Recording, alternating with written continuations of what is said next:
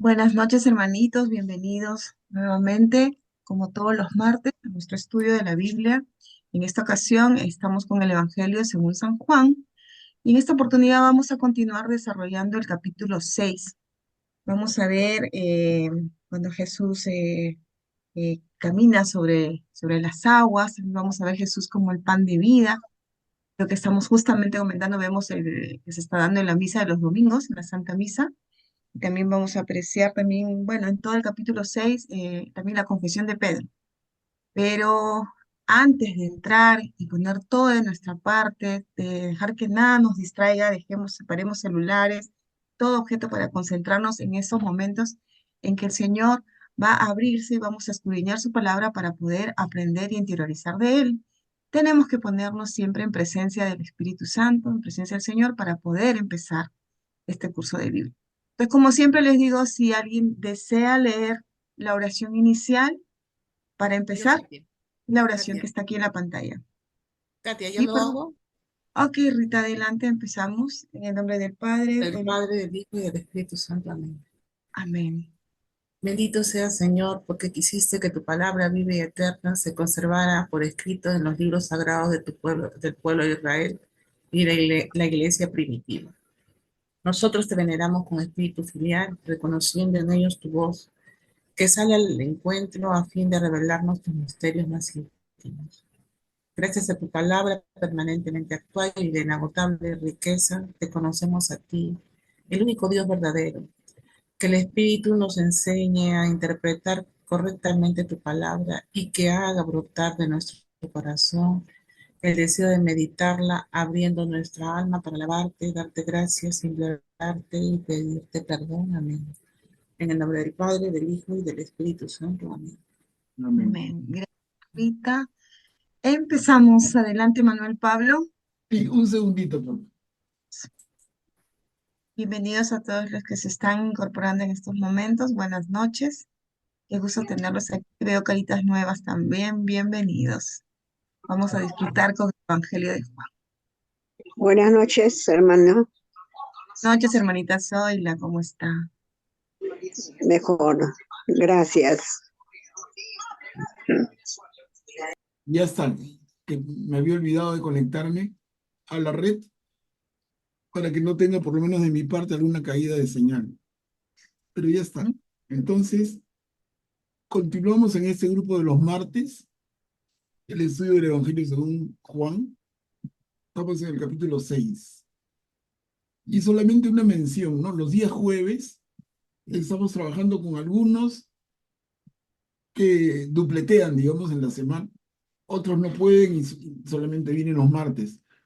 Pero con aquellos que estamos viendo los jueves también, les comento, estamos este jueves terminando la carta a los hebreos y vamos a comenzar el siguiente jueves el estudio en profundidad, versículo por versículo, en la carta, perdón, el libro de Jeremías, nada menos. Vamos a estudiar Jeremías línea por línea, sin saltar nada. Y ahí donde se ponga más difícil, ahí nos demoraremos más. ¿No? Es un poco, por momentos será un poco denso, pero yo creo que es un ejercicio que vale absolutamente la pena. Conocer a Jeremías en profundidad. No solamente algunas partes que se leen en misa, conocerlo todo, en todos sus largos capítulos. Jeremías es considerado, aunque a simple vista no, pero es el libro más largo de la Biblia. Claro, en un sentido estricto uno diría, no, Isaías es más largo, porque tiene más capítulos, pero no es cierto. ¿Y por qué no es cierto? Porque Isaías, como hemos conversado ya, sabemos hoy, es escrito por tres autores. Hay un primer Isaías, un segundo Isaías y un tercer Isaías que forman el gran libro en el transcurso de varios siglos. Pero el libro de Jeremías es escrito solo por Jeremías, ¿no? Y entonces el que vendría a ser el segundo más largo de la Biblia realmente pasa a ser el primero. con él vamos a comenzar, no este jueves, sino el siguiente, les comento, ¿no? Pero bueno, regresemos a nuestro tema de los martes, Evangelio según Juan.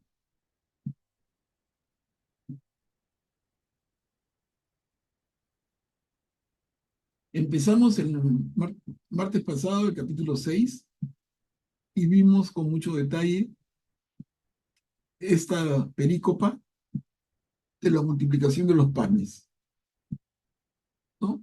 Y esta prefigura de la Eucaristía. Pero luego, les recuerdo, entramos a lo que está resaltado en amarillo.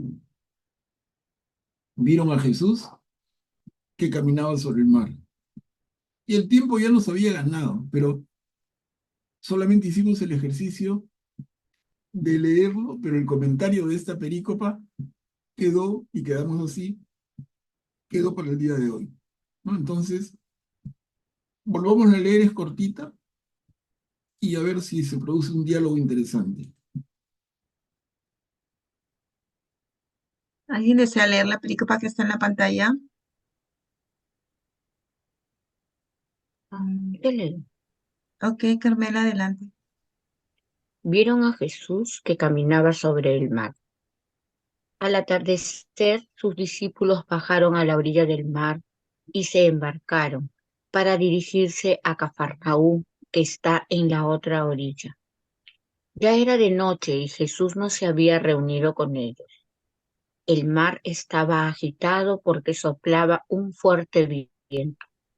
Cuando habían remado unos 5 kilómetros, vieron a Jesús acercarse a la barca caminando sobre el agua y tuvieron miedo. Él les dijo: «Soy yo, no teman». Ellos quisieron subirlo a la barca, pero ésta tocó tierra enseguida en el lugar a donde iban. Bien, gracias, Carmela. Miren, entonces podemos leer este texto, primero literalmente, y entenderlo un poquito más, pero luego buscarle el elemento escondido, que está clarito también, ¿no? A ver, si leemos, es una lectura literal. Este acontecimiento es inmediato a la multiplicación de los panes, ¿recuerdan? Al atardecer, sus discípulos bajaron a la orilla del mar y se embarcaron para dirigirse a Cafarnaúm, que está en la otra orilla. Aquí un comentario, ¿no? Si entonces ellos están a una orilla y se embarcan hacia Cafarnaúm, que está en la otra orilla, claramente, ¿qué quiere decir? Claramente quiere decir que el episodio de la multiplicación de los panes ha sucedido en tierra pagana.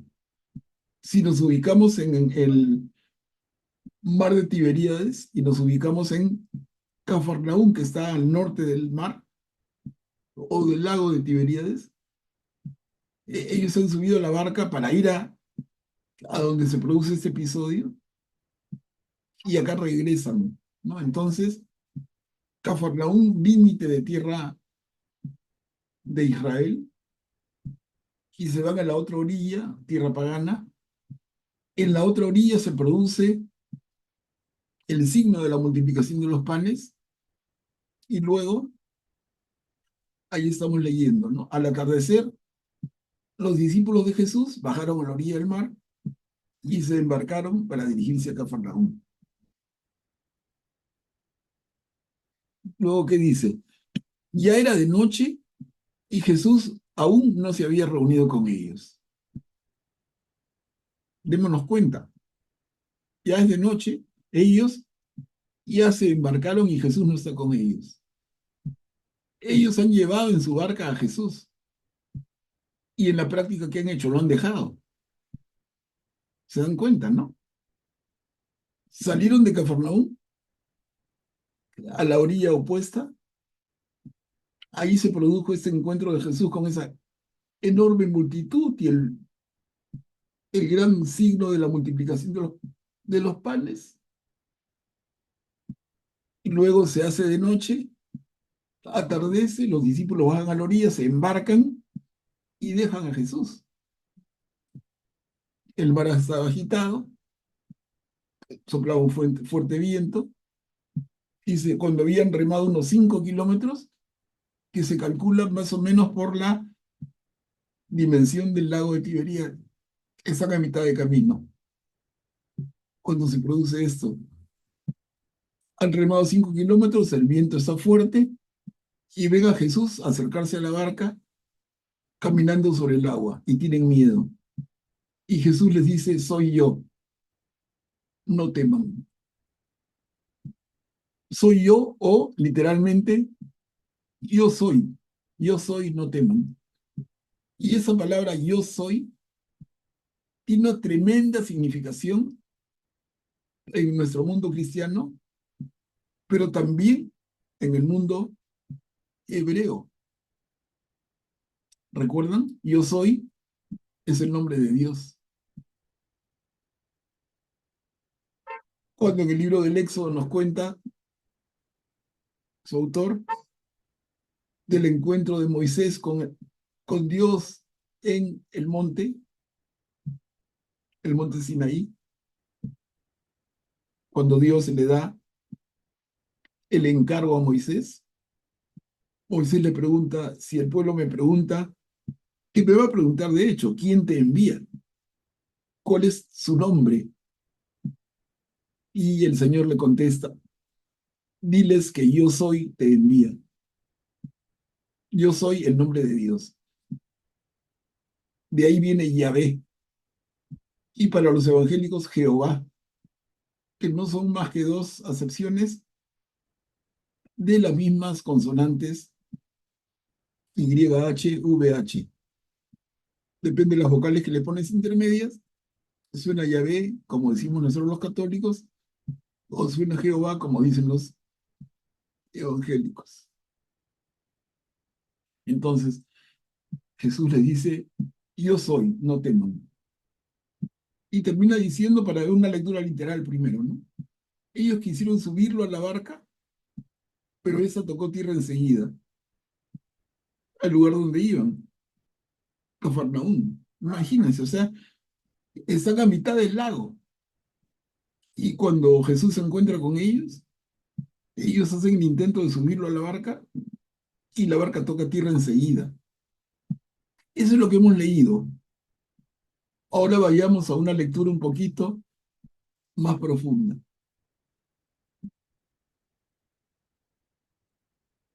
Y aquí, por favor, intervengamos con total libertad.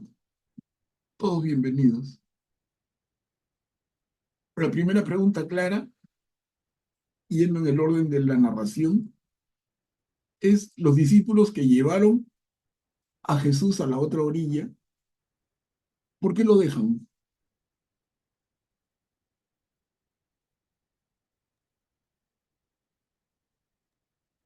Jesús se había retirado a orar, parece. ¿Correcto? Entonces yo lo espero, ¿no? Claro. Yo he ido con Jesús y soy su discípulo. Jesús se ha ido a orar y yo lo espero para regresar con él. Pero nos regresamos solos. Jesús es alguien tan poco importante que dices, no, no me di cuenta, Señor. No me di cuenta que nos habíamos olvidado de ti, ni hablar, ¿no? Entonces, ¿qué quiere decirnos Juan con este relato? Porque no es que así haya sucedido. Hay un trasfondo importantísimo en la intención de Juan cuando narra esto de esta manera. Eso es lo que los invito a pensar. Manuel Pablo, Graciano está pidiendo la palabra. Adelante, Graciano. Gracias. Buenas noches a todos los hermanos que están conectados. Este, yo quisiera previamente a contestar o a comentar algo de la pregunta de Manuel Pablo. Me gustaría también hacer notar de que hechos como este, ¿no? De haber realizado la multiplicación de los panes y de los peces en tierra pagana, también nos demuestra la universalidad de la iglesia, ¿no? Este, ahora hay mucha gente que se pregunta qué cosa significa católica, iglesia católica, ¿no? Y significa universal, o sea, para todos, ¿no? Entonces, yo creo que Jesús, en su gran sabiduría, ocasionó que esta multiplicación de panes se realice en tierra pagana. Y con eso demostraba él de que su iglesia era para judíos, para gentiles y paganos, para todo el mundo, ¿no? Y como sabemos, después de que Jesús ya resucitó y se fue al cielo, pues se generó una tremenda discusión entre judíos y paganos, ¿no? Los judíos decían que la iglesia de Cristo era solo para ellos y muchos paganos querían también entrar y no los dejaban, ¿no? Les obligaban a que se circuncidaran también, etcétera. ¿No? Hubo una gran discusión y la iglesia primitiva tuvo que aclarar que era para todos, ¿no? Y justamente esta acción es una acción que demuestra, pues, que la iglesia es para todos, ¿no? Y yo he leído por acá en un texto de que Jesús en realidad como que los obligó a los apóstoles a que se vayan solos. Porque ya Jesús, después de la multiplicación de los panes, había visto que la gente quería nombrarlo rey, ¿no? O sea, el rey que la gente pensaba que él iba a ser, ¿no? El rey sociopolítico, digamos, ¿no? Con una espada en la mano y que iba a erradicar a todos los enemigos, empezando por los romanos, ¿no? Y claro, esa no era la intención de Jesús. Entonces, Jesús temía de que los apóstoles también se contagiaran de esa idea que la gente tenía. Entonces les dijo rapidito, váyanse, y él convenció a todo el gentío que había ahí de que se vayan y él se fue a orar, ¿no? Entonces, no sé si realmente hay alguna demostración o hay alguna evidencia de que la idea que tenía Jesús de evitar que los apóstoles se contagien con esa intención de hacerlo rey, fue el origen de que, ¿no? La causa de que les dijera váyanse a la otra orilla que yo luego iré, ¿no? Y los mandó solos. Y él se fue a la montaña como varias veces lo hizo, a orar en soledad, ¿no?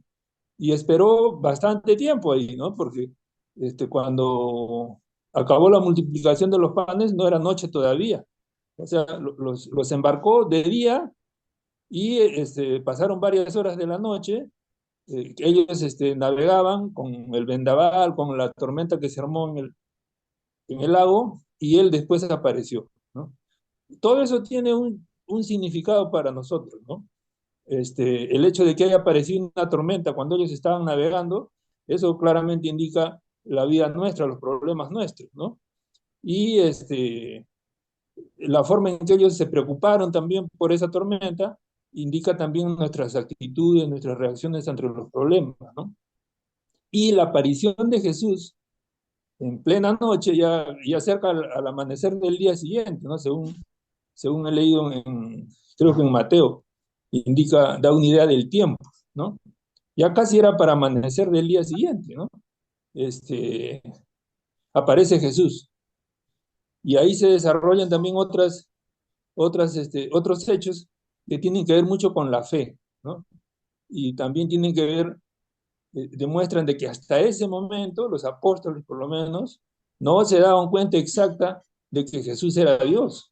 Pero vamos a la pregunta, No, ¿verdad? no No, confiaban de verdad que si yo en hago su una palabra. pregunta y alguien habla media hora, no tiene sentido. Disculpa, Graciela, Disculpa, no tiene sentido, de disculpa, verdad. Manuel Pablo. O sea, pregunta concreta, respuesta concreta y hay diálogo. Pero si no, de verdad que esto ya no es diálogo, ¿no? La pregunta Manuel Pablo, concreta es, disculpa. la pregunta es, ¿por qué los apóstoles dejan a Jesús? Entonces, concretamente, detrás de todo lo que has dicho, dices, no, Jesús le pidió que los dejen. Entonces, eso se llama teología ficción. Así como hay ciencia ficción, también existe, según los teólogos, la teología ficción, o sea, nos inventamos lo que fuera, ¿no? Y acá hay un invento de los más creativos que he escuchado. Jesús les pide a los apóstoles, déjenme aquí, váyanse ustedes. Que Jesús iba a quedar en tierra pagana, ¿qué pensaba Jesús? ¿Es que eso ocurre? Y le digo, no. Juan, el evangelista, tiene un propósito. ¿Qué quiere decirnos con esto? ¿Qué quiere decirnos con esto de que los apóstoles que habían ido con Jesús lo dejan? ¿Qué es el acontecimiento? El acontecimiento ha sido puntualmente la multiplicación de los panes que hemos estudiado la semana pasada con bastante detalle. Pero ¿por qué lo dejan? La respuesta concreta, les digo, no existe. O sea, que tú me digas, más adelante en la Biblia dice, da la respuesta, no la da. Entonces aquí entran los exégetas, los estudiosos profundos de la Biblia, entran a relucir aquí. Y de los mejores estudiosos, los más profundos, concluyen algo que les comparto. Ojo, no es descubrimiento mío para nada. Y si yo descubriera estas cosas, más que seguro que estaría sentado en el Vaticano, a la derecha del Papa, dándole consejos, ¿no? Ni hablar. Lo que pasa es que yo soy un curioso estudioso, inquieto y comparto con ustedes. Pero ¿qué hay detrás de los estudiosos cuando leen esto? ¿Qué nos dice? Y les digo, a mí me parece personalmente interesantísimo. Pero no sé si alguien más se anima al tema puntual. ¿Se anima con una respuesta puntual? Manuel Pablo, pero también aquí dice, leyendo el versículo 15, Jesús al darse cuenta que lo iban a proclamar rey por la acción que había hecho, aquí dice que él huyó al monte. A orar, sí. Los discípulos respetuosos lo dejaron por eso, ¿no? Y, y ahí dice que al llegar a la noche ya, bueno, se vuelven a encontrar, ¿no? Cuando Jesús aparece caminando en el agua. Claro, pero nos parece, Lili, está bien y te agradezco. Respuesta puntual, pero nos parece que eso es un acto de respeto. Abandonar al Señor es respetarlo. En todo caso, lo acompaño en su oración. Me siento a una distancia prudente, en vigilia, ¿no? Y lo acompaño. Pero dejarlo, y no solamente, como en otro momento, no solamente me quedo dormido, sino me voy, literalmente. Agarro mi bote y remo para el otro lado. Manuel Pablo, Sí. yo he leído una vez esto de acá, que es lo que quiere ver en esta partecita que dice Juan, es que los apóstoles sin Jesús están expuestos a peligros. Porque aquí dice que la noche simboliza eso, el peligro. Es lo que he leído, ¿no? Cuando he estado tratando de ver este capítulo. No sé si eso es correcto y que justamente dice, pues, en esto que se ve que el mar está agitado, es lo que van a pasar a aquellas personas que están alejadas del Señor. Y también, bueno, ya, y esa es la primera parte, ya la otra es ya la teofanía, ¿no? No sé, eso es lo que he leído. Ujú. Eh, Augusto también está pidiendo la palabra. Adelante, Augusto. Supongo que Juan querrá darle a entender que la iglesia, bueno, en este caso los apóstoles, que son las columnas de la iglesia, cuando se alejan de Jesús, se pierden. Y como dice Katia, la noche es y el mar son, digamos, metáforas muy claras de ese sentimiento. El mar es en el Antiguo Testamento y en el Nuevo Testamento representa el peligro, representa el abismo, ¿no? Entonces, ahí ven que están perdidos en Jesús y cuando Jesús Y están en medio de la travesía, ¿no? Más o menos el trecho que habían cruzado era la mitad de la travesía del lago de Tiberíades. Entonces, cuando viene Jesús y quieren ya que él entre, lo invitan a entrar de nuevo a la barca, a que vuelva a guiarlos, entonces recién ahí, inmediatamente se dan cuenta que ya están en la orilla, o sea, cruzaron todo ese camino que habían cruzado solos y que había sido una tempestad terrible, con Jesús lo hacen en un instante y llegaron al otro día instantáneamente y vuelve la calma, ¿no? Entonces supongo que se referirá a eso, a que nunca debemos alejarnos de Jesús. La iglesia nunca debe perder la vista a Jesús y su palabra, su mensaje y la invitación que significa seguirlo a Él, ¿no? Y acá muestra quién es Jesús, ¿no? Yo soy. Sí, mira, la Estefanía, justo lo que Augusto dice es lo que había leído, pues que inmediatamente tocó la barca a tierra, ¿no? Claro. Cuchi, adelante, puedes activar tu micro, por favor. Muchas gracias.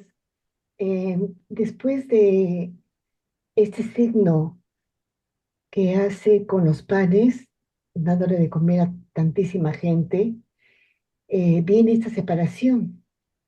Jesús huye, sube a orar. Los discípulos a su casa, descienden al mar, hacia su barca, eh, porque hay un trasfondo, como bien lo dice el profesor. Bueno, ya se cumplió, pienso yo, con esta mentalidad que tenemos, con el objetivo de enseñar a la gente, darle de comer, estar con el Señor, pero después, bueno, ahora sí, a casa, y Jesús mm, se fue a orar, se supone, sube a un monte. Sin embargo, la parte mm, fuerte es eh, la tormenta que se desata, la aparición de Jesús, el miedo de, de sus apóstoles al verlo, que eso es algo que a mí todavía me inquieta, porque no se alegraron, en vez de eso sintieron miedo, y eh, lo importante, lo que persigue como objetivo Jesús, nuestro Señor, que vean que Él es verdaderamente Dios y verdaderamente hombre. Y es las primeras palabras que dice para identificarse. Soy yo o yo soy. No teman, como vino a explicar el profesor. Es de las cosas más relevantes aquí en este pasaje, el saber ver en Jesús la Dios, perfecto Dios, por supuesto, perfecto hombre, pero sí no me queda claro por qué se asustaron los discípulos al verlo. Gracias. Bien. Miren, en las intervenciones, sobre todo las últimas, Katia y Augusto, ha quedado claro que la consecuencia del abandono de parte de los apóstoles a Jesús, la consecuencia es este peligro. Y es el peligro de cuando la iglesia se aleja del Señor y luego el beneficio de cuando se vuelve a acercar. Se vuelve a acercar. ¿No? Hasta ahí estamos. Hasta ahí estamos totalmente de acuerdo. Pero la pregunta sigue siendo válida. ¿Por qué lo dejan? Ok, cuando lo dejan pasa lo que comentan. Pero ¿por qué lo dejan? Hay una intención del evangelista en los ojos de los exégetas, de los más finos estudiosos, que son varios. Y les comento, miren, a ver, orejas abiertas. Hay un movimiento en la iglesia, perdón, hay un movimiento en nuestra fe que se llama el éxodo. ¿En qué consiste el éxodo, recuerdan? El pueblo está cautivo en Egipto y surge un liberador, Moisés, que los guía 40 años a través del desierto para llevarlos a la tierra prometida, a la ansiada y soñada libertad. ¿Ok? Ese es el movimiento de ex. Y tenemos, Manuel Pablo, estoy un explicando, momentito, me dicen que se te está escuchando muy bajo. Creo que si te puedes acercar un poquito más al micro y pero hablar un poquito más todos me alto, escuchan bajo. ya, No, todos me escuchan bajo. un poquito bajo. No, se lo Yo te escucha escucho bien. bien, pero van dos personas que escriben que se está No, escuchando de bajo. repente que Por eso salgan y vuelvan a entrar. De repente es su computadora. Yo estoy con he dicho que volumen, revisen su audio.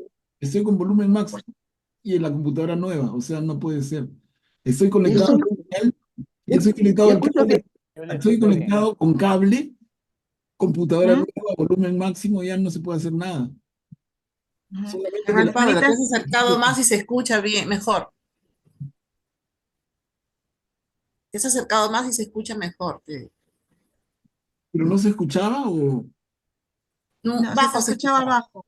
Sí. Pero está bien, Manuel Pablo, continúa, así está bien. bueno, ya se fue la idea, ¿no? Estaba explicándoles el movimiento del éxodo. Como los apóstoles, ustedes tampoco quieren escucharlo, por eso me cortan. Clarito, clarito. Es natural. O sea, los apóstoles se fueron y ustedes quieren huir también, porque la explicación es dura. ¿De qué están huyendo los apóstoles? De la libertad. ¿Qué movimiento están generando los apóstoles? Es un movimiento contrario al que produce Moisés guiando al pueblo. Es un movimiento contrario al éxodo. Es lo que se llama, de parte, repito, de los exégetas más finos, es un movimiento de anti-éxodo. Yo estaba cautivo y este señor viene a liberarme. Y yo no soporto esa libertad y regreso a la tierra de mi cautiverio. Miren, profundo y duro, hermanos. No sé si requieren que lo explique más o dejamos unos segunditos para que le hagan digestión a esta idea. Imagínense, ¿no? El pueblo, y en este caso, este grupo de seguidores de Jesús, es guiado por Jesús a una zona liberada. Y por eso les decía yo, una zona liberada fuera del territorio de Israel y en la otra orilla. La libertad para el pueblo está fuera del territorio. Y en ese territorio en ese territorio libre, es que Jesús hace el milagro de la multiplicación de los panes. Cuando los apóstoles ven que Jesús se retira al monte, sin mediar discusión ni diálogo, simplemente se van. ¿Qué quiere decirnos Juan? ¿Eso es un relato histórico? No. Lo que Juan nos quiere decir es, ese es un movimiento de anti-éxodo. Jesús, como Moisés, ha venido a liberar al pueblo y el pueblo no quiere su libertad. Y el pueblo regresa a la tierra de opresión. Regresa a la tierra donde todo está marcado, centímetro a centímetro. Entonces, como les digo, una palabra que resuma esa explicación es anti-éxodo.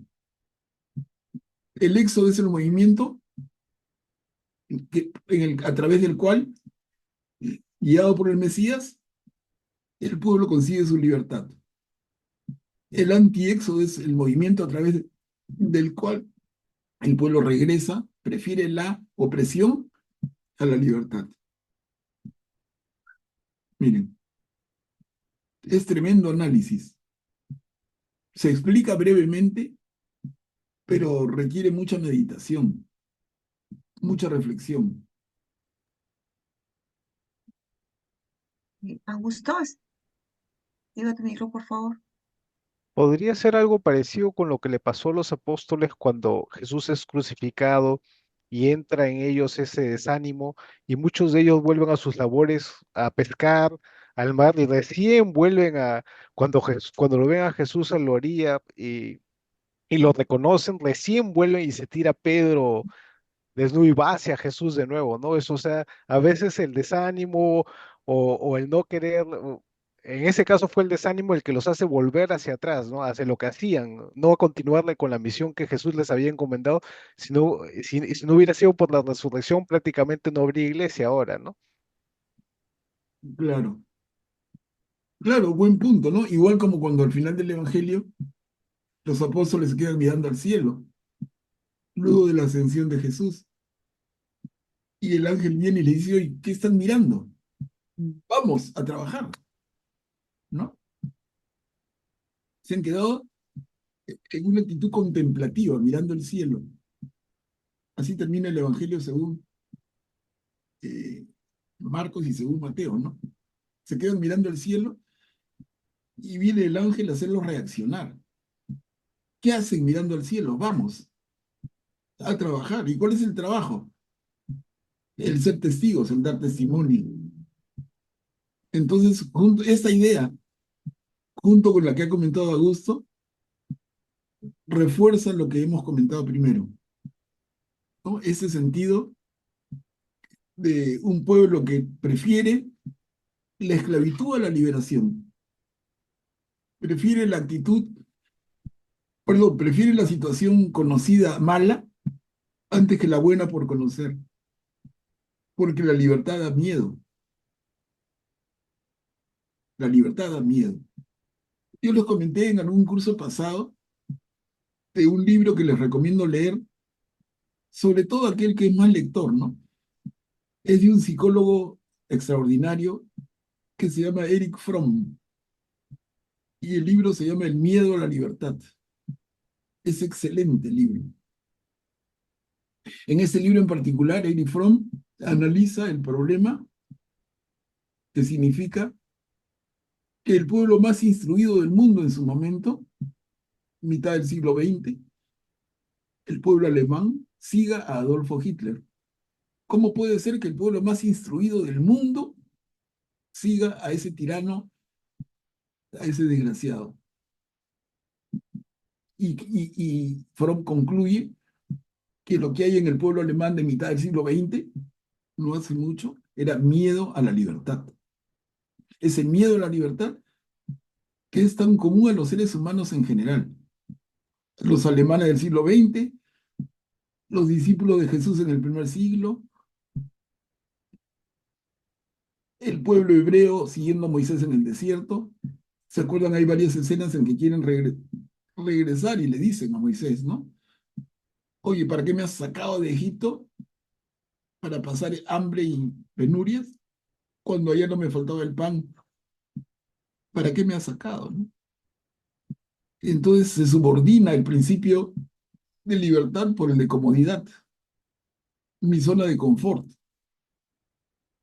Les digo, es un tema para pensarlo bastante, pero no quería dejar pasar la ocasión. No lo vamos a votar hoy día, ¿no? Pero dejárselo sembradito y por ahí ustedes denle vuelta, medítenlo, madúrenlo, busquen más, pero es interesantísimo.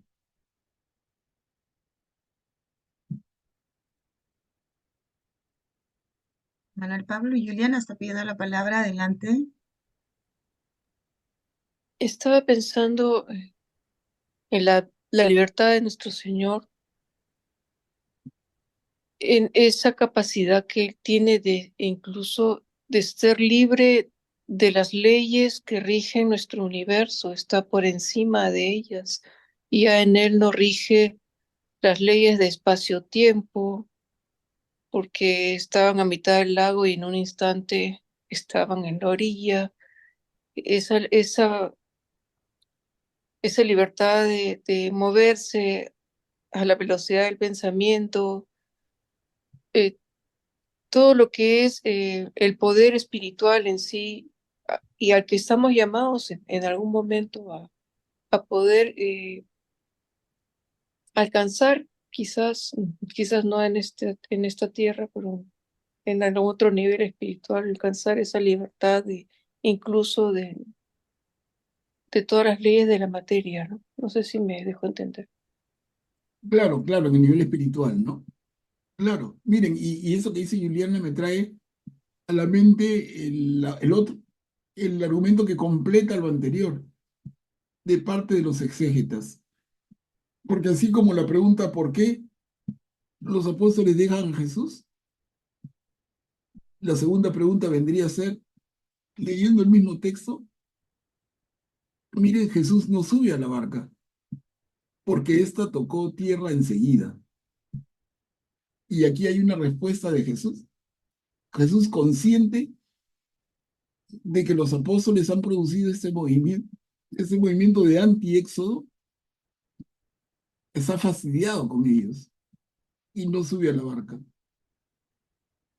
Y esa es la interpretación que le dan a este texto, les digo, entre los mejores exégetas de nuestro siglo. ¿No? Entonces los apóstoles dejan a Jesús, Jesús le da el alcance después y no sube a la barca. ¿Por qué no sube, se acomoda y va a conversar? No, simplemente esta tocó tierra enseguida, en el lugar donde iban, que es Cafarnaúm. Como ahí ven la idea completa, ¿no?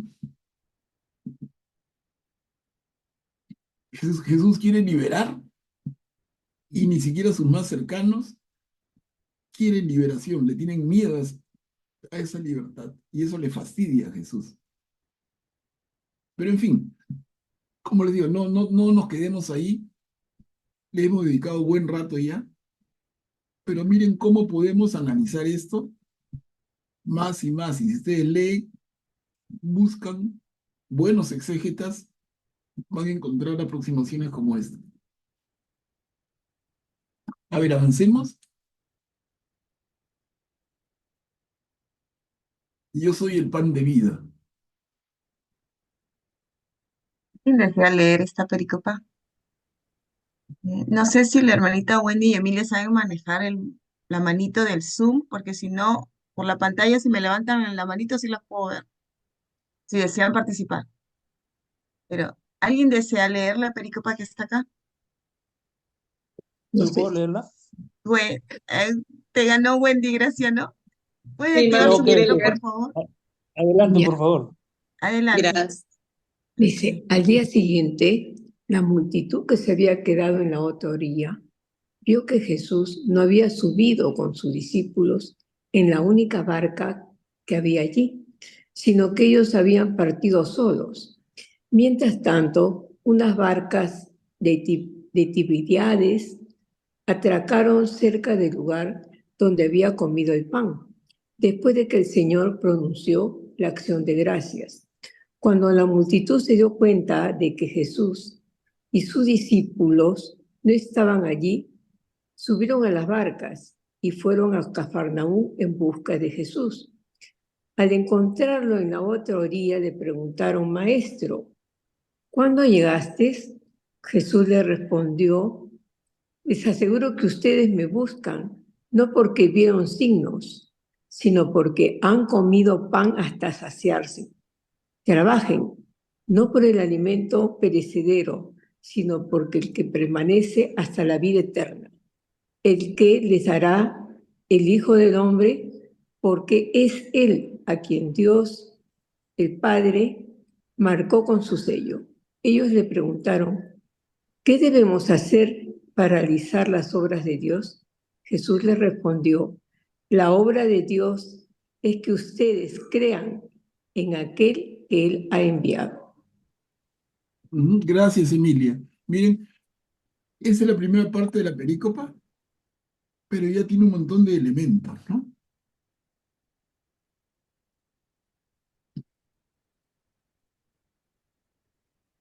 Jesús les jala la oreja. Les aseguro que ustedes me buscan no porque vieron signos, sino porque han comido pan hasta saciarse.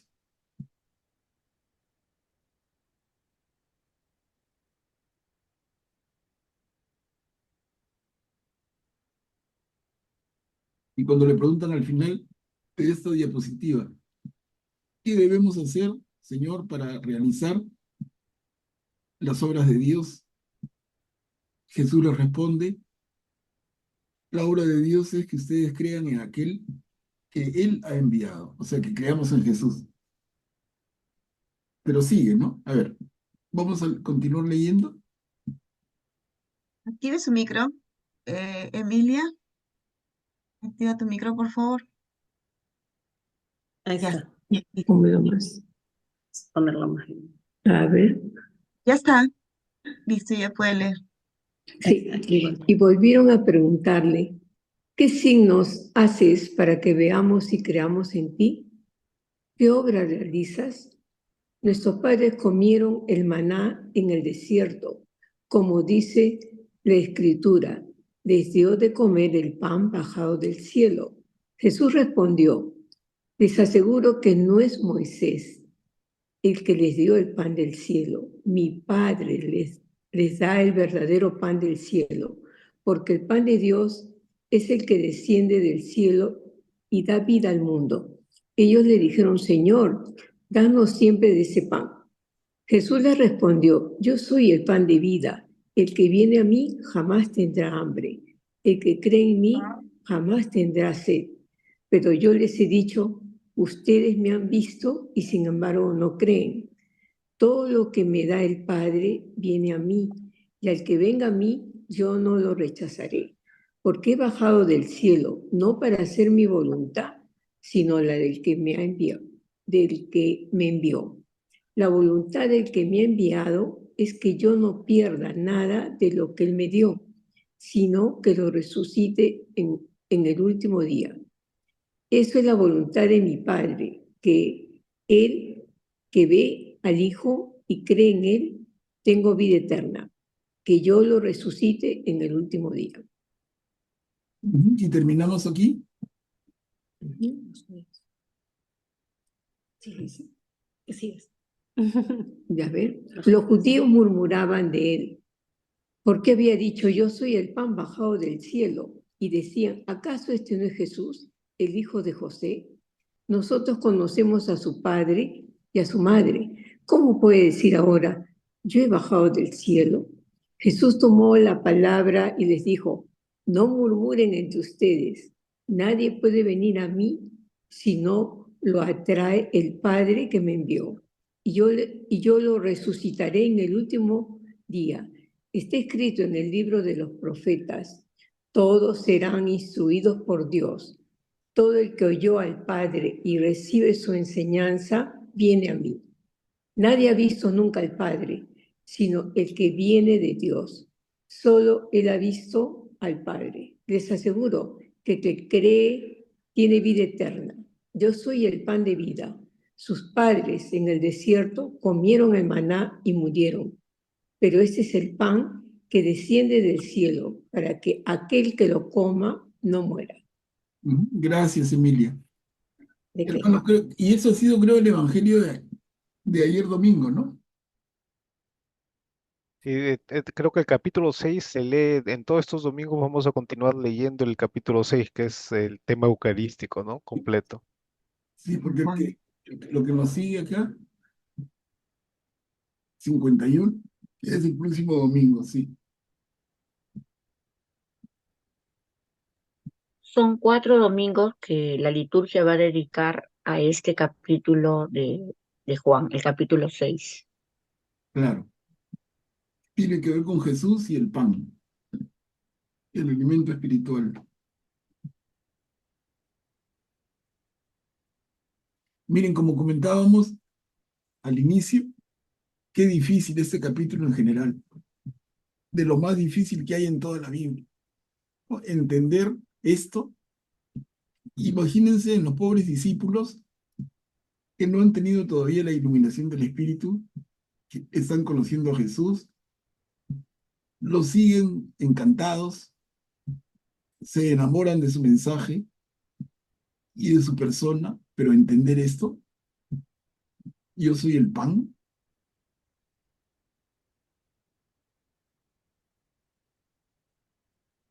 re difícil, ¿no? En el segundo párrafo, yo soy el pan de vida. El que viene a mí jamás tendrá hambre. El que cree en mí jamás tendrá sed. Y luego termina.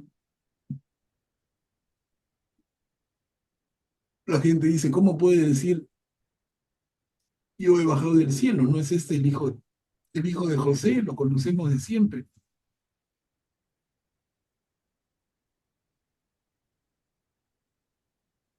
Jesús hace una comparación del pan que recibe el pueblo en la gesta del desierto, guiados por Moisés, que es maná, y compara el maná con el pan de vida que es él, ¿no?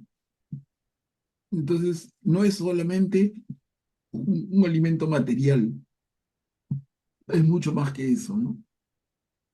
La dimensión de Jesús y su palabra, no solamente como pan material, sino sobre todo como pan espiritual, como alimento, alimento para el espíritu. Por eso le dicen sus padres, por todos los antepasados hebreos, sus padres en el desierto comieron el maná y murieron, pero este es el pan que desciende del cielo para que aquel que lo coma no muera. El Pablo Guillermo está pidiendo la palabra. Adelante, Guillermo. Gracias, Katia. Manuel Pablo, hace varios años, no muchos, ¿no? Pero varios años, escuché un domingo en la misa esta parte del Evangelio, ¿no? Y una partecita, que es el versículo 35, si no me equivoco, que dice, nadie puede venir a mí si no lo atrae el Padre que me envió. Me tocó profundamente porque en ese momento yo pensé que esa era la razón por la cual muchas personas no se acercaban al Señor Jesús, porque el Padre no los había atraído hacia su Hijo. Pero hace 3 meses tal vez, ¿no? 3 a 4 meses, en una reunión, estuve en una reunión en la parroquia a la que frecuento, y había un sacerdote sodalite ahí, ¿no? Entonces yo le mencioné esta parte y él me dijo, no, me dijo, el Padre atrae a todos. Y tenía razón, efectivamente, ¿no? Entonces, después de esa aclaración de este sacerdote, yo he entendido que efectivamente el Padre nos atrae a todos para que nos acerquemos al Señor Jesús, que es su Hijo.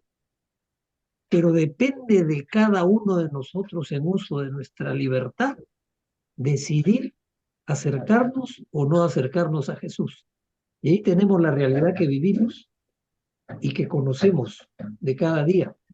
Vemos cuántos familiares, cuántos amigos, cuántos conocidos, cuánta gente que ni siquiera conocemos no se acercan a Dios, ni siquiera al templo los domingos. Y no es porque el Padre no los haya atraído, porque como decía este sacerdote, el Padre nos atrae a todos, sino porque cada uno, en uso de su libertad, decide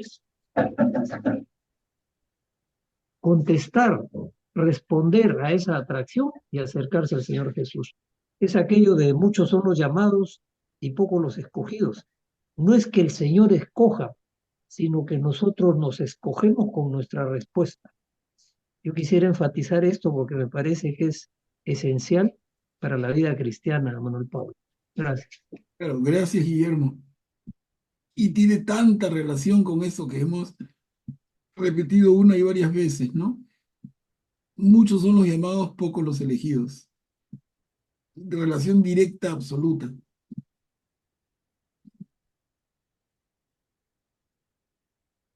Augusto, adelante, activa tu micro, por favor. Pero este es uno de los temas más difíciles en toda la Biblia, que es la predestinación, ¿no? Es uno de los temas más complicados de explicar. Y es un tema bien profundo, ¿no? Pero digamos que la fe es un don de Dios, ¿no? El que aquí en este versículo lo dice.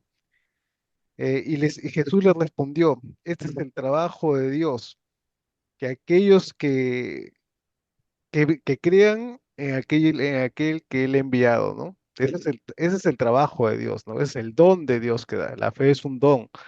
Ahora, algunos nacen con ese don desde muy pequeños, son predestinados con ese don desde muy pequeños y son destinados a ser grandes santos. Pero la mayoría de nosotros tenemos que pedir ese don. El Padre quiere darle ese don a todo el mundo, pero tenemos que pedirlo, tenemos la posibilidad de la salvación, pero no todo el mundo es capaz de buscarlo, de buscar a Dios, ¿no? Y si tú lo pides, Dios te lo va a dar. Es el don de la fe, es un don maravilloso que te lo da Dios, pero uno tiene que pedirlo, salvo que seas uno de los cuantos elegidos que tienen ese don. Y tú dices, ¿cómo ese niño pues tiene a veces se conoce personas que tienen una fe, pero desde chiquititos, pero una fe tan pura y tan fuerte que a veces muchos adultos no la alcanzan, ¿no? Y es por eso, algunos les concede, no todos son llamados a ser grandes santos, ni todos responden tampoco a la llamada de la santidad, es otra cosa, ¿no? Ujú. Bien, Augusto, gracias. Pues todos somos llamados a la santidad, ¿no? Todos. Eso sí, pero claro, la fe es un don de Dios, como tú dices, pero Pero digamos que no todos somos al mismo nivel de santidad, hay distintos niveles de santidad, ¿no? No todos vamos a ser Madre Teresa de Calcuta, pero sin embargo hay grandes santas en la iglesia, grandes viejitas que son santas. No al nivel de María Teresa de Calcuta, pero Dios no los ha llamado a ser santas a ese nivel. Pero dan el testimonio dentro de la santidad que Dios les ha llamado a dar. como dice Jesús, no, no me acuerdo en qué parte está, cuando dice, si creen en Él, podemos hacer más cosas o bastantes milagros, ¿no? No, de esto, pero bueno, eso también creo que es no sé si de contagiar o de ver, pero que el Señor siempre nos va a estar llamando, siempre nos va a estar guiando. Y ahí es donde nosotros tenemos que alimentarnos, ¿no? De tener, como a veces el Padre siempre nos dice, pidan tener los reflejos espirituales para que tú puedas estar atenta, ¿no? Y poder estar siempre mirando, ¿no? Pues me has dejado pensando, pero digo, no, sí, el Señor, todos estamos llamados a la santidad, por eso ese es el camino, ¿no? Que tenemos que seguir, Jesús es el que nos guía. Pero acá también, como dijo Manuel, Guillermo, esa parte a mí también me llama la persona, o sea, es el Padre el que te va a guiar. Yo dije, ah, si no, no vas a llegar, o sea, ¿no? Y eso también me estaba causando así también para preguntar. A ver, Juliana está pidiendo la palabra. Adelante, Juliana. Hablando de santidad y hablando del pan del cielo, la santidad proviene del Señor y estaba reflexionando respecto a comer al Señor. El hecho de comer es asimilar, es hacer parte, que formar parte, algo forme parte de ti. Entonces, el hecho de comer se asocia a asimilar toda la enseñanza de Jesús, todo su legado, todo su ejemplo, toda su fuerza, esta unión espiritual a través del Espíritu Santo, todo integrarlo a nuestro ser de modo de ser transformados y hacernos y ser santificados a través de Él y de su poder y de asimilar justamente todo lo que Él nos ha dejado como quien asimila un pan, ¿no? No sé si me dejo entender. Gracias, Juliana. Guillermo, activa tu micro, por favor. Gracias, Katia. Ahora que se ha mencionado el tema de la fe, quisiera leerles un pequeño post que me ha llegado de una ex compañera de trabajo en el banco.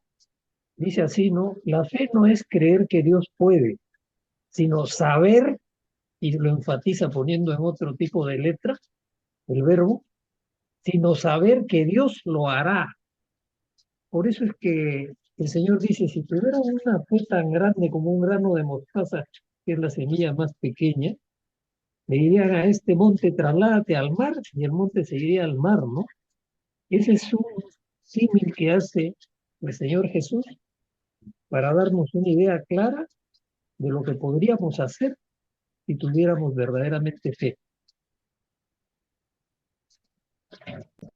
Manuel, esta parte que dice, yo soy el pan de la vida, el que viene a mí no pasará hambre, el que cree en mí nunca, no pasará nunca sed. Pero ya les he dicho, ustedes me han visto y sin embargo no creen. Ahorita me pongo a pensar que, bueno, eso, si nos remontamos ahí, viene a ser también acá. Por ejemplo, cuando nos vamos a la Santa Misa, muchos estamos ahí, pero no todos creen, porque yo escucho, o a veces están en el oratorio, a veces es como a veces porque tienes que estar ahí, te han dicho que ahí, pero no lo percibes, claro, eso es como dice Augusto, es la fe, ¿no? Que tiene que ir creciendo y el Señor lo hace, ¿no? Crecer ese don. Y muchos cuando estamos en la Santa Misa y está en plena consagración, no creo que no tenemos ni conciencia de ante quién estamos. No, no lo ves, porque si realmente uno tuviera conciencia, estarías ahí, pero saldrías de la misa de otra forma, porque lo estás recibiendo a Él. Yo soy el pan de vida. Y hay una parte bonita que lo hemos visto la vez pasada también que dice, el que cree en mí, es como dice, pues ya no hay juicio para él, pero no es porque no vamos a pasar como un juicio, como lo dijiste tú, Manuel, sino que es la fe la que me lleva, ¿no? O sea, y eso hay que tener, interiorizarlo y tenerlo ahí. Incluso cuando estamos ante, no sé, si hacen hora santa, estar ahí, estamos ante la presencia real de Jesús. Adelante, Guillermo. Fíjate, ahora que mencionas el tema de la misa y los asistentes, yo creo que el asunto de fondo es que todos no tenemos el mismo nivel de formación cristiana y católica. Por ejemplo, el Papa emérito Benedicto, en paz descanse, como nos ha contado Manuel más de una vez, encargó a una comisión de especialistas notables en la materia, la elaboración del catecismo de la Iglesia Católica, ¿no? Entonces, suelto una pregunta: ¿cuántos hemos leído el catecismo? Y yo me contesto en primer lugar, yo no lo he leído todo, he leído partes, ¿no? Y, y eso es el ABC del creyente cristiano y católico. Entonces, hay mucha gente que asiste a la misa dominical por tradición o por obligación, entre comillas. A la misa hay que ir convencido de que es la convocatoria del Padre a su casa para reunir a todos sus hijos, para darnos su palabra y luego explicarnos qué cosa es lo que nos quiere decir a través de la homilía del celebrante. Y después, la parte segunda, trascendental, donde se produce la conversión del pan y del vino en el cuerpo y la sangre del Señor Jesús, y que nosotros lo recibimos, ¿no? Entonces, es un tema de educación, diría yo, de educación cristiana y católica. Ujú. ¿Alguien más desea participar? Porque acá hay para bastante para hablar de este capítulo Y del pan de... importante lo que ha mencionado Guillermo a propósito del catecismo, ¿no? Un libro maravilloso, pero que los católicos leemos poco. Y mereciera que lo leamos completo. No es nada fácil, ¿no? No es fácil de leer. ¿Por qué? Porque es bien denso. Es bien denso. Hay que ponerle, si fuera una receta de cocina, dirías, por cada kilo de catecismo, añade 10 litros de agua, ¿no? Para que suelte, porque de verdad que es bien, bien denso, pero leyéndolo despacio y más todavía si es que tienes a alguien que te va acompañando y guiando, es buenísimo. Y está hecho sobre la base de la tradición de la iglesia y sobre la base de la Biblia. Es excelente.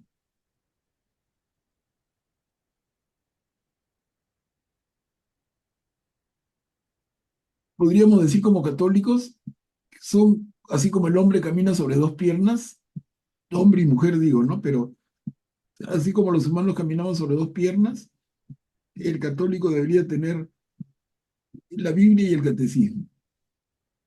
Es como las dos piernas. Ahí ya no hay pierde. En el catecismo está el sustento de nuestra fe. Cualquier duda que tengamos de la iglesia está ahí. Augusto, pega tu micro, por favor. Sí, incluso diría yo que aquí leyendo este libro que lo recomiendo, que es del cardenal John Henry Newman, Los Arrianos del siglo IV.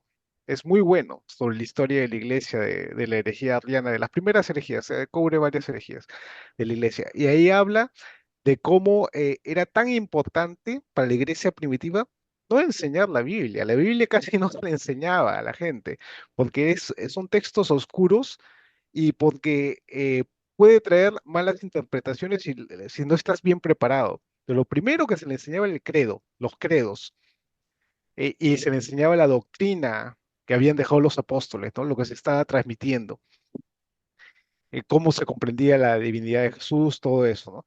Y después, ya de que hubieron las herejías, ya eso se sistematizó, ¿no? Ya en los créditos, en el credo de Nicea-Constantinopla, se sistematizó, digamos, se dejó claro ya en los anatemas y todo eso, ¿no?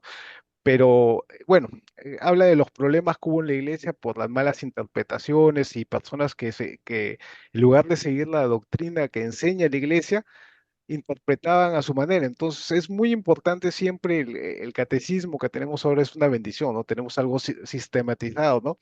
Porque para leerse el Tetzinger, ya eso ya sería un poco más complicado, pero el catecismo en realidad esto se lee rápido, ¿ah?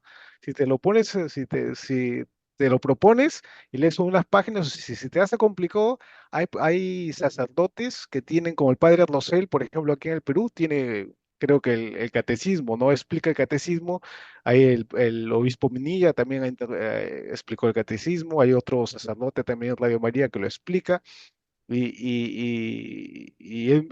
lo explican de manera muy didáctica, ¿no? Y con ejemplos, ¿no? Y eso te puede ayudar, ¿no?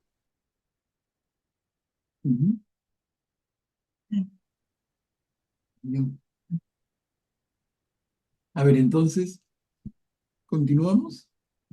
Creo que estamos, porque lo que viene tiene que ver absolutamente.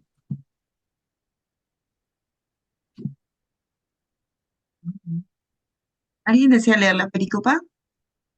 Creo que Graciano quiso leer la anterior y le ganaron por puesta de mano. A ver, Graciano.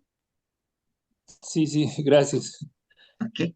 Quien come de este pan tiene vida eterna. Yo soy el pan vivo bajado del cielo. El que coma de este pan vivirá eternamente. Y el pan que yo daré es mi carne para la vida del mundo.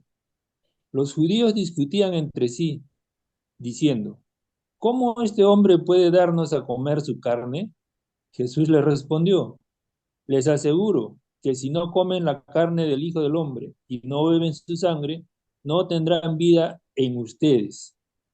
El que come mi carne y bebe mi sangre tiene vida eterna, y yo lo resucitaré en el último día, porque mi carne es la verdadera comida y mi sangre la verdadera bebida.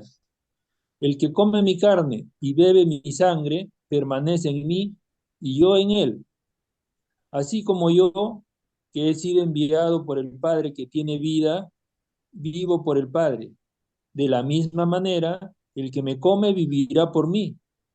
Este es el pan bajado del cielo, no como el que comieron sus padres y murieron. El que coma de este pan vivirá eternamente. Jesús enseñaba todo esto en la sinagoga de Cafarnaúm. Ujú. Gracias, Graciano. Miren, hermanos, justamente esta perícopa, Juan 6 del 51 al 59, es la lectura del domingo que viene. Exactamente esto se va a leer en misa y el padre va a hacer su homilía sobre esto, más las lecturas del Antiguo Testamento y de la carta a los Efesios. Pero ese es el tema. Yo soy el pan vivo bajado del cielo. Sigue, ¿no? Como ya habían adelantado ustedes. Todo este capítulo 6 es, como dijeron bien, eucarístico.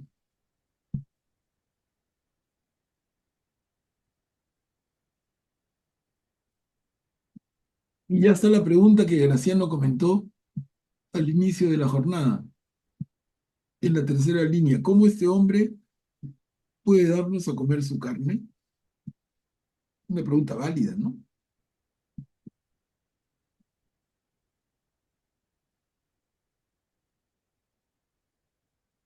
Es difícil de comprender, más en aquellos tiempos.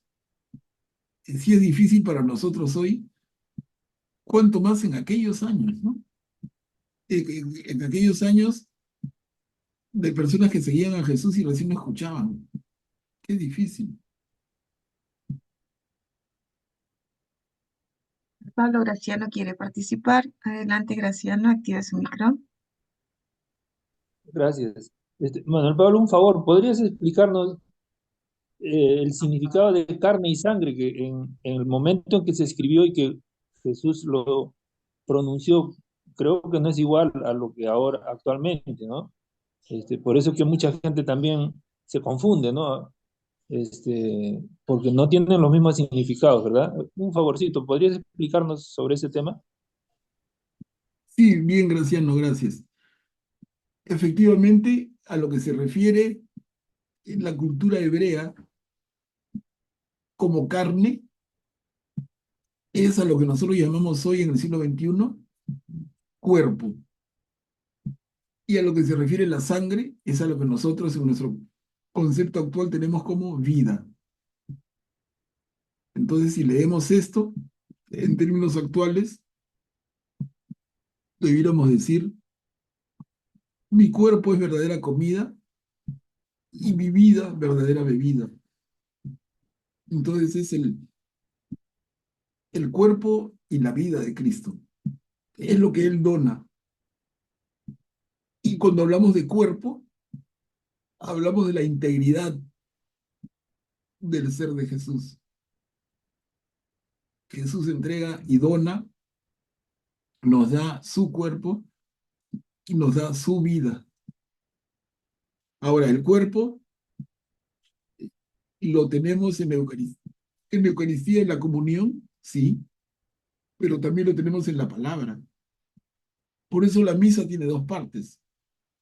La primera mitad, la liturgia de la palabra, ¿no? Y la segunda mitad, liturgia de la Eucaristía. Entonces, cada vez en misa tenemos Jesús que se da a través de su palabra y segundo, Jesús que se da a través de su cuerpo y en la dación de su vida. Y todo eso completo hace nuestra celebración.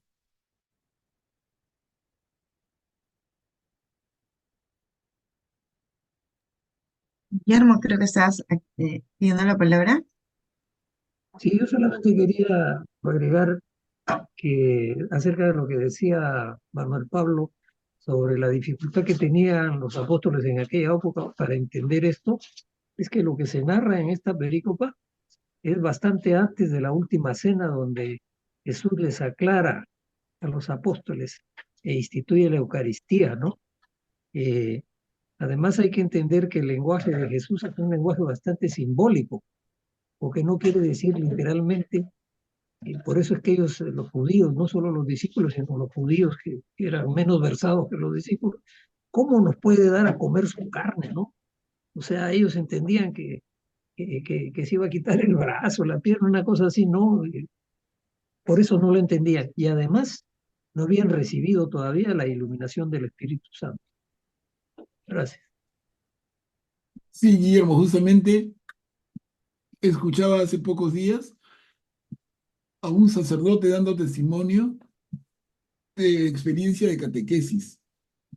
Y contaba el sacerdote que a unos niños les trataba de explicar esto, que difícil se le hacía, y un niño levanta la manito y le pregunta, padre, ¿y qué parte del cuerpo de Jesús nos comemos? No, imagínense, en la inocencia, en la simpleza de un niño,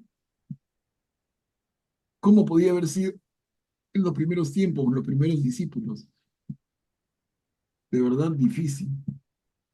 Como dice Guillermo, a la luz de la institución de la Eucaristía, todo tiene mucho más sentido, pero acá, qué difícil, ¿no?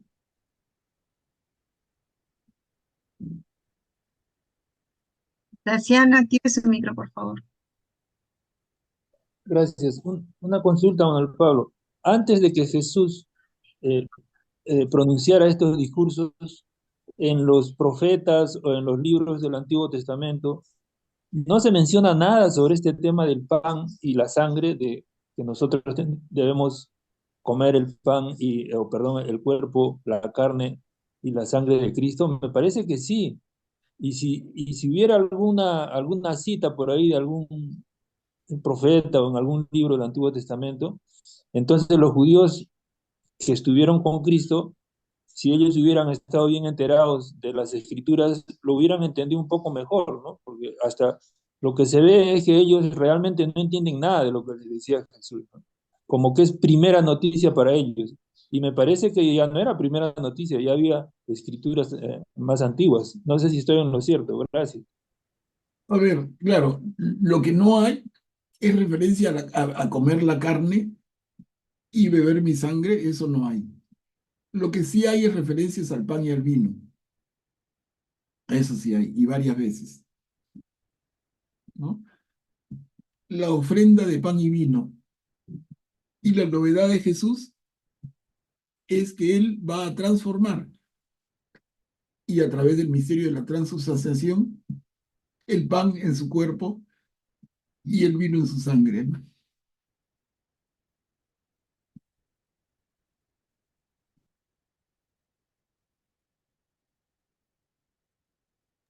Augusto, adelante. Puedes activar tu micro. Pero aquí Jesús refuerza la literalidad de lo que está hablando en el sentido eucarístico. Aquí está el que come mi sangre, el que come mi carne y bebe mi sangre tiene vida eterna. Y luego cuando bueno, eso quizás lo vemos después, cuando los discípulos ya se están yendo, lo refuerza de nuevo y utiliza la palabra, la palabra que es el que no, o sea, como el mascar, el triturar, ¿no? El acto mismo de comer, ¿no? No es, ya no para que no se confunda con algo que puede ser metafórico, ya lo refuerza, digamos, más literalmente, ¿no? Para que entiendan de la importancia de lo que estaba él dejando, ¿no? Sí, y vamos a verlo. Tenemos unos minutos. Vamos a ver la siguiente para redondear esa idea. Miren.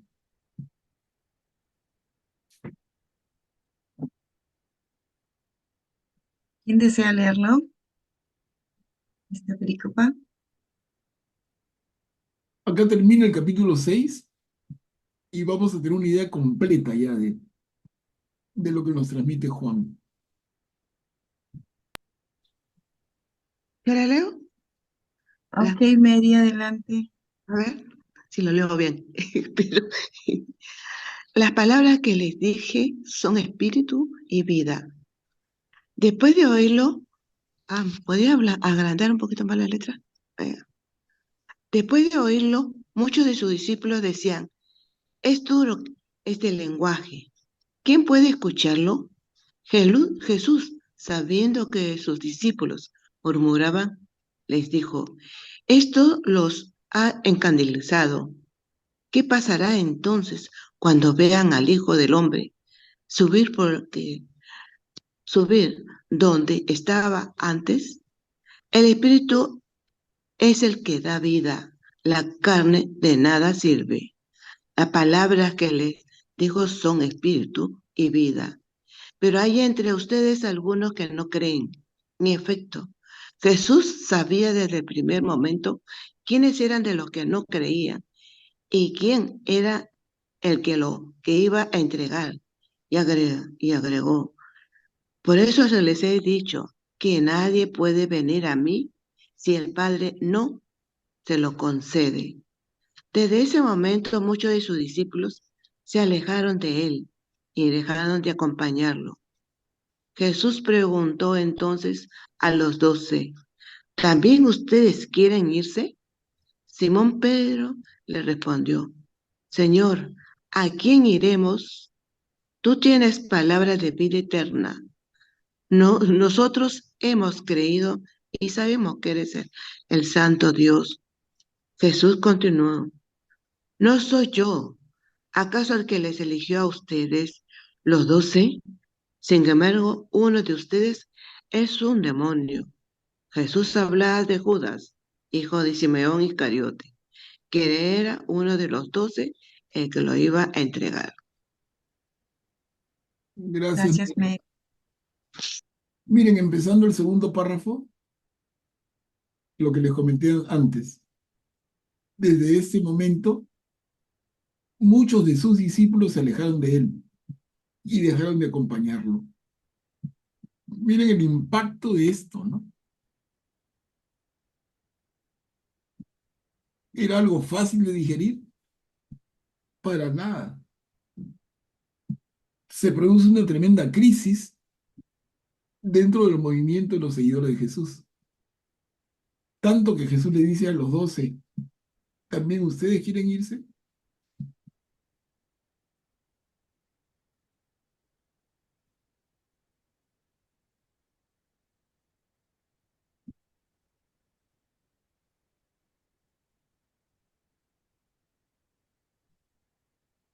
Adelante, Augusto.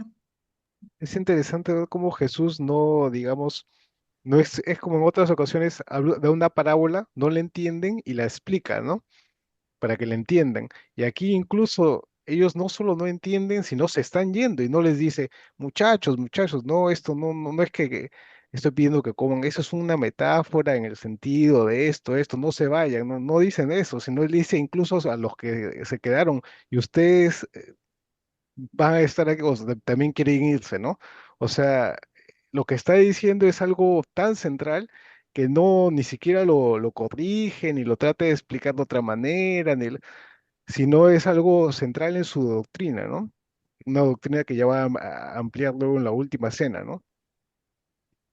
Claro, pero si recordamos esto, no lo hemos leído para nada con esta fuerza en los evangelios sinópticos, ¿no? Ese es propio de Juan. Y miren en qué, en el capítulo 6. Esa es la primera parte de su obra. Y ya nos confronta con esto. Es un evangelio, como hemos adelantado, mucho más maduro. Ya estamos hablando del año 100. Estamos hablando de 30 años después del evangelio de Marcos. 20 años después del evangelio de Mateo.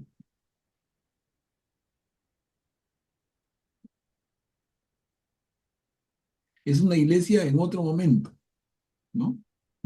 En un momento más maduro, si cabe.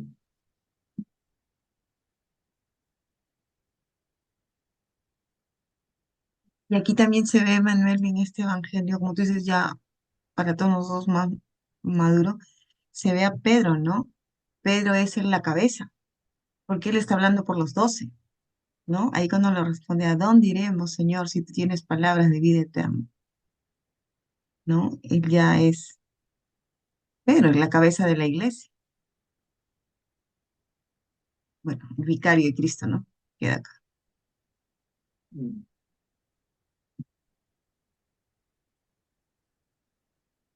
Miren, acá termina el capítulo 6.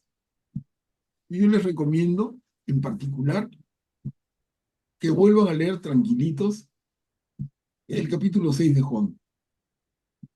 Entero, para verle un poco el sentido de unidad del mensaje.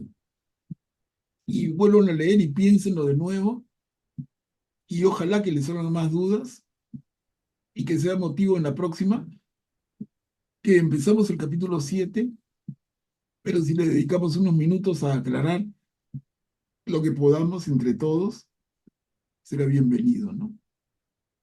No, y va a ser interesante, Manuel, porque vamos a ir a misa el domingo. Y vamos a ir con todo esto ya en nuestra cabecita, después de haber meditado, de haber rumiado, y escuchar y alimentarnos de lo que también el sacerdote nos va a decir en la homilía. Graciano, active su micro, por favor. Todavía hay tiempo, nada más quería comentar de que a pesar de que ellos no entendían, digamos con precisión, como estamos viendo, no lo entendían a Jesús, sin embargo Pedro manifiesta que, o sea, él sí se siente atraído, ¿no? O sea, ahí podemos diferenciar entonces de que algunas personas, en este caso Pedro, a pesar de que no entendía bien la enseñanza, pero sí podía estar cerca de Dios, se sentía cerca de Dios, se sentía atraído a Jesús, ¿no? Y actualmente se ven algunas personas así, esa es una pregunta que yo me haría. Hay gente que no conoce muy bien las escrituras, no lee la Biblia mucho, ni el catecismo, pero sin embargo son creyentes y tienen una fe muy fuerte, ¿no? Eso yo lo he visto personalmente en muchas, en el área rural, por ejemplo, hay gente que ve un sacerdote muy de vez en cuando, ni siquiera se pueden bautizar a sus hijos, ni pueden confesarse, ¿no? Pero sin embargo son creyentes, pero tremendos, con una fe tremenda, ¿no? Entonces, eso se ve aquí en el caso de Pedro, ¿no? Gracias. Gracias, Graciano. Bien, Graciano. Quedamos aquí, miren, hermanos, estamos para empezar el capítulo 7, pero como estamos quedando, entonces relean tranquilos, despacito el capítulo 6, no es largo, y como bien dice Katia, escuchemos la homilía de la misa del domingo en la parroquia donde participemos y que nos salgan más cosas, más reflexiones y las compartimos. ¿Ok? Claro. Bueno, llegó el momento ya de despedirnos. Ante todo, agradecer a todos ustedes por su perseverancia, por estar aquí. Y bueno, tenemos esa tareita, pero que es hermosa, porque vamos a poder leer otra vez el capítulo 6 con detenimiento. Subrayen en su Biblia, usen su marcador, todo, o si tienen un cuadernito de notas, apunten todo, porque cuando vayan a misa también van a enriquecerse y van a poder completar ahí, vamos a poder hablar el martes, sí, ¿no? De todo esto, de todo lo que vamos a poder compartir nosotros, como dice Manuel, cada uno en su parroquia, donde vaya, ¿no? Pero ahora llegó el momento de darle gracias al Señor. Él es el que nos congregó, nos trajo acá y nosotros dijimos sí, y estamos aquí. Entonces, hoy día la oración la va a hacer nuestro hermanito Graciano.